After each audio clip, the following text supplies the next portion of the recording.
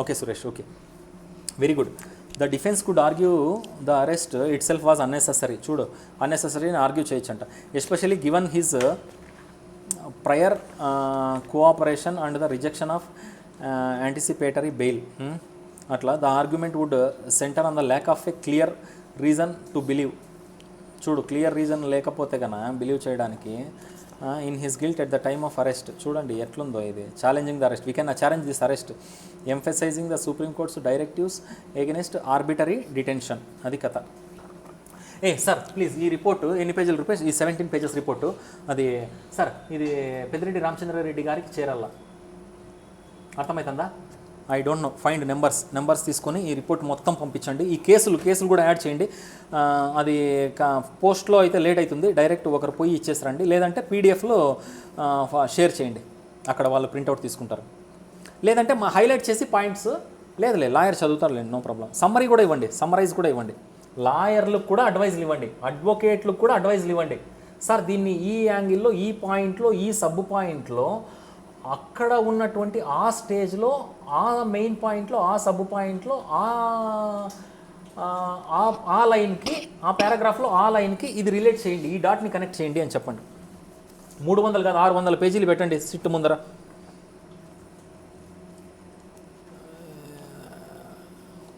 మనం సిట్ని down చేయడంలే Suresh, special investigation టీమ్ని మనం తక్కువ చేసి మాట్లాడట్లేదు ఇక్కడ. దుర్వినియోగం కాకూడదు బ్యాండ్విడ్త్. ఆంధ్రప్రదేశ్ ట్యాక్స్ డబ్బులు పనికిమాలిన కక్షలకు పోకూడదు. CM power, deputy CM power వృధా కాకూడదు.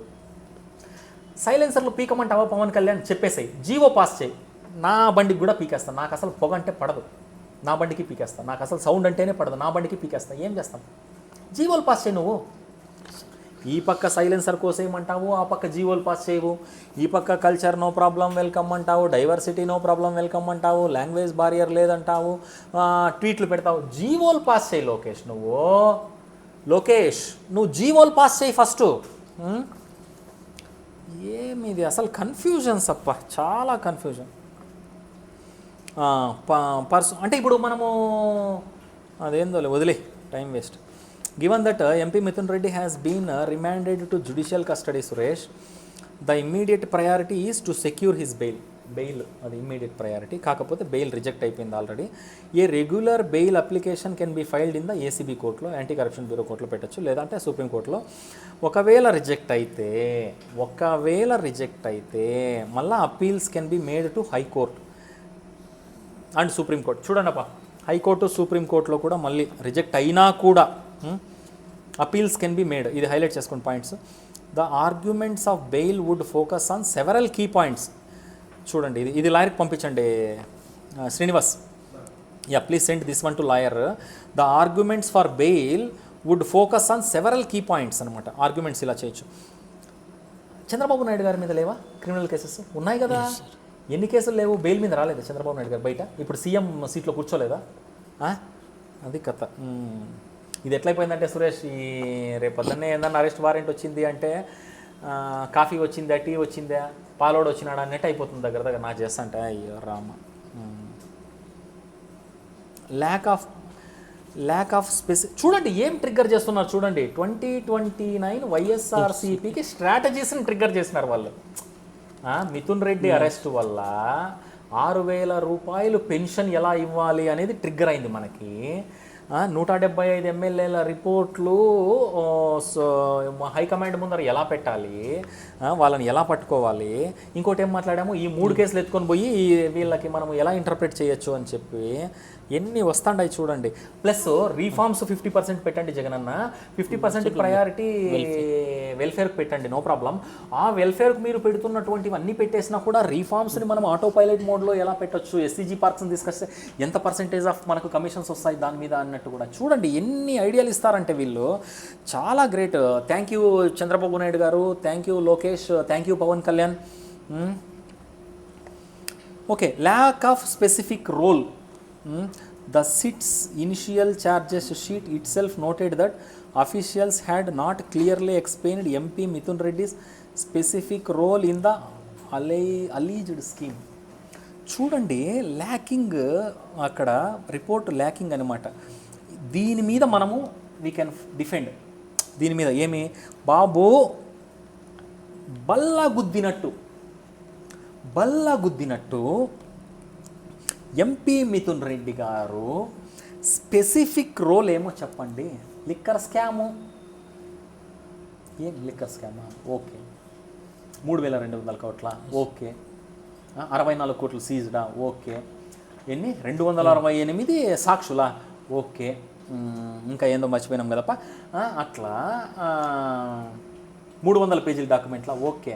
ఆ 300 పేజీల డాక్యుమెంట్లో మిథున్ రెడ్డి గారు చాప్టర్ ఓపెన్ చేయండి మీరు, మిథున్ రెడ్డి గారి ఎక్సర్సైజ్ ఓపెన్ చేయండి మీరు, మిథున్ రెడ్డి గారు స్నిప్పెట్ క్లారిటీతో పెట్టండి. SIT special investigation team please ఇది చెప్పండి అప్ప, మనకు క్లారిటీ ఉందో లేదో కంపల్సరీ ఆ డాక్యుమెంట్ని తీయాలి. చూడండి ఏదో ఆర్టికల్ రాశారు ఇది క్లారిటీ తక్కువగా ఉంది అన్నట్టు. We have to challenge. అయ్యో బేడీలా రాండప్ప ఎత్తుకోమని చేతులు చాపకూడదు. We should not stretch our arms. Arrest warrant చూపించండి.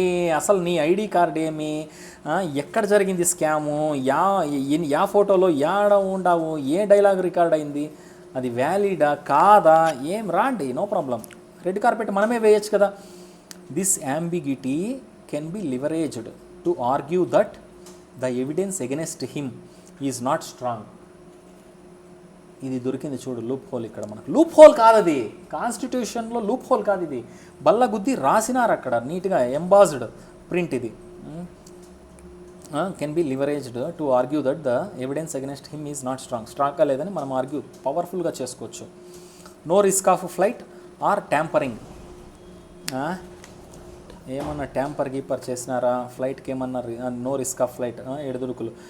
సర్కులర్ ఎల్ఓసి లుక్అవుట్ సర్కులర్ ఏం చెప్తుందో had already been issued against him. Lookout circular ఇచ్చేసారప్ప, LOC against him. Indicating that, ఏం ఇండికేట్ చేస్తున్నాయి Suresh reports? Authorities were aware of his movements. Mithun Reddy గారి movements వాళ్ళకు already తెలుసు. And had measures in place, దానికోసం వాళ్ళు కూడా మెజర్స్ తీసుకొని పెట్టుకున్నారు.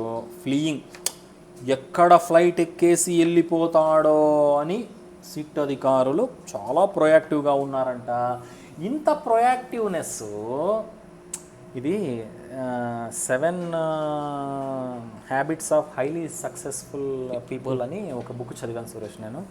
ఇక్కడ ఏడ ఉంది మన ఆఫీస్లో 7 habits of highly successful people. అక్కడ ఏడమంది ఉంది చూడు, లేదా ఇంట్లో ఉందేమోలే. ఓకే, దాంట్లో ఏం చెప్తాడంటే ప్రొయాక్టివ్ యాక్షన్ చెప్తాడు. ప్రొయాక్టివ్ యాక్షన్ 10 మందికి పనికి వచ్చేటట్టు ఉండాలా, నీకు ప్రోగ్రెస్ ఉండేటట్టు ఉండాలా, అక్కడ ప్రొయాక్టివ్ యాక్షన్. అంతేగాని ఇక్కడ మిథున్ రెడ్డి గారు ఫ్లైట్ ఎక్కేసి వెళ్ళిపోతాడని చెప్పేసి చూడండి మనోళ్ళు ఎట్లా దాంట్లో proactive action.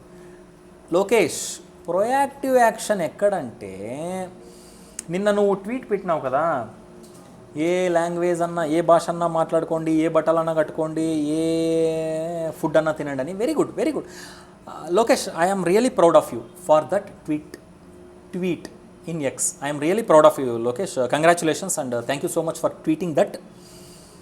But GO pass చేయి లోకేష్, ప్లీజ్ పాస్ జీవో. అది ప్రోయాక్టివ్ యాక్షన్. చంద్రబాబు నాయుడు గారు స్పీడ్ ఆఫ్ డూయింగ్ బిజినెస్ అని మీరు చెప్తున్నారు కదా, లోకేష్కి చెప్పండి. టెల్ టు లోకేష్ ఇలా రా, ఏదో ట్వీట్ పెట్టావంట కదా, ఆ చూడు పుట్టపర్తి నియోజకవర్గం నుంచి మేక గోవర్ధన్ రెడ్డి, నల్లమాడ మండలం కురుమాల పంచాయతీ గంగాపురం గ్రామం అంట, ఆయన ఏదో నిన్ను రిక్వెస్ట్ చేస్తున్నాడు, జీవో అంట ఏదో పాస్ చేయి, ఏదో 50,000 ఫైన్ వేస్తారంట కదా తెలుగులో బోర్డు లేకపోతే సైన్ బోర్డు, ఆ జీవో పాస్ చేసేసాయి లోకేష్ అని చెప్పేసాయి.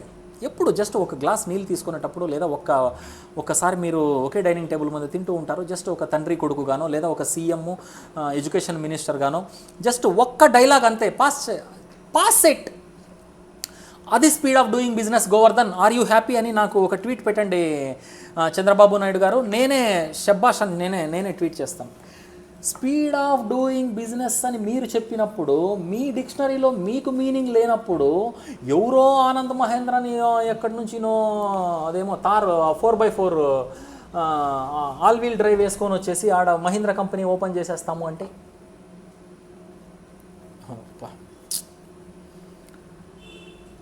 అదే అట్లే పవన్ కళ్యాణ్ కూడా చెప్పండి, ఏమది ఏం సైలెన్సర్లు 12,000 కోట్లు టూ వీలర్స్ ఉన్నాయి ఆంధ్రప్రదేశ్లో తెలుసా? 12,000 కోట్లు టూ వీలర్స్, 12,000 కోట్లు సైలెన్సర్లు కట్ చేయండి, మేలు కదా, బిజినెస్ పెరిగేస్తుంది వాళ్ళకి. టూ వీలర్ ఏమంటారు వాళ్ళని, మెకానికల్కి, టూ వీలర్ మెకానికల్కి ఎంత జాబ్ ఆపర్చునిటీ క్రియేట్ చేస్తున్నారు మీరు. ఒక్కొక్క జాబ్ వచ్చేస్తుంది, 12,000 కోట్లు టాస్కులు వచ్చేస్తాయి, 12,000 సైలెన్సర్లు స్క్రాప్ చేసి పారేయచ్చు, 12,000 వెహికల్స్ నుంచి పొల్యూషన్ ఎంత కావాలో అంత పీక్కొని రావచ్చు, 12,000 వెహికల్స్ నుంచి ఏనుగులు పట్టుకొచ్చినారు కదా కర్ణాటక గవర్నమెంట్ నుంచి ఆంధ్రప్రదేశ్ గవర్నమెంట్కి. అవును, సిద్ధరామయ్యకి మనం ఎందుకు ట్వీట్ పెట్టకూడదు చెప్పండి? కర్ణాటక గవర్నమెంట్ సిద్ధరామయ్య గారికి మనం ఎందుకు ట్వీట్ పెట్టకూడదు? సార్ దయచేసి మన ఈ కర్ణాటక ఏనుగుల్ని పిలుచుకొని రండి, పవన్ కళ్యాణ్ గారు సైలెన్సర్లు కోసేయండి, సైలెన్సర్లను పీకేయండి, సౌండ్లు పెంచండి, యాక్సిలరేటర్లు తిప్పండి, పొల్యూషన్ దండిగా తీసుకురండి అని చెప్తున్నారు. మీరు కర్ణాటక నుంచి పంపించినటువంటి ఏనుగులు చచ్చిపోతాయి, లేదంటే కనీసము దాన్ని ఏమంటారు, ఆరోగ్యాలు పాడైపోతాయి. ఎందుకు పెట్టండి ఒక ట్వీట్. ఇక్కడ ఎంతో బాగుండేటువంటి ఏనుగులను పట్టకపోయి అక్కడ వెహికల్ పొల్యూషన్ క్రియేట్ చేసుకుంటా, ఆ సౌండ్లు క్రియేట్ చేసుకుంటా, 100 పైన ఏనుగులకు వినిపిస్తే శబ్దము చాలా డెలికేట్ వాటికి ఇయర్స్. ఎప్పుడైనా మనం ఏనుగుల నుంచి తప్పించుకోవాలంటే మనకు లాస్ట్ మిగిలేది హార్న్ కొట్టి తప్పించుకోండి అంటారు మామూలుగా ఎక్కడన్నా. మీరు చూస్తే పవన్ కళ్యాణ్ మీరు చూస్తే కోసేయండి లైసెన్స్ ఏమిటి అవి సైలెన్సర్లను కోసేయండి అంటారు. సైలెన్సర్లని కోసేస్తే పొగ ఎక్కువ వస్తుంది అని మీకు చిన్న లాజిక్ మీరు మిస్ అయ్యి, వెహికల్ పొల్యూషన్ ఎక్కువ అవుతుందని చెప్పి చిన్న లాజిక్ మీరు మిస్ అయ్యి, ఒక అడవి శాఖను మీరు మీ మీ మీ మొన్న ఏదో అంటారు, అదేందో ఏమన్నా పవన్ కళ్యాణ్ మొన్న చూడండి పెట్టండి కొట్టండి, లేకుంటే అనిత గారు మీ హోంశాఖ కూడా మా చేతుల్లోకే తీసుకోవాల్సి వస్తుంది. ఎందుకో తీసుకోండే శాఖలకు న్యాయం చేయలేని మీరు పవన్ కళ్యాణ్, తీసుకోండే శాఖలకు న్యాయం చేయలేని మీరు అనిత గారు, మీరు సరిగ్గా దృష్టి పెట్టకపోతే మీ శాఖ కూడా నేనే తీసేసుకుంటా, ఆలోచించుకోండి.